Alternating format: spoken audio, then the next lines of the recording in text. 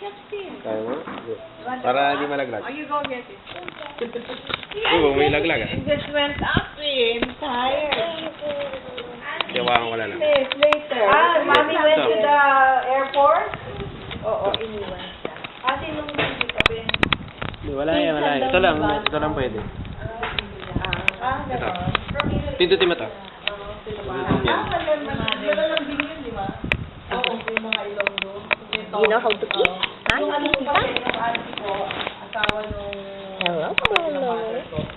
Nung malilit yung kami, nag-swimming kami. Type ka, Clarence, sa yung Sabi meeting. nung auntie ko, sa uncle ko, boy, si Coach, nasa ilalim ng swimming pool.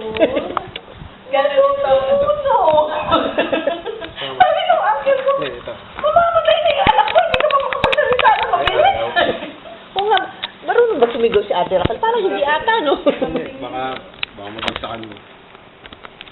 Kung bigay anak, ano niya yan. Wag masira. Gusto niya kung ganyan gadget. Oo, yung smile niya, oh. Tignan mo yung smile niya, tayo. Naka-ano. Uy, ang ganda na.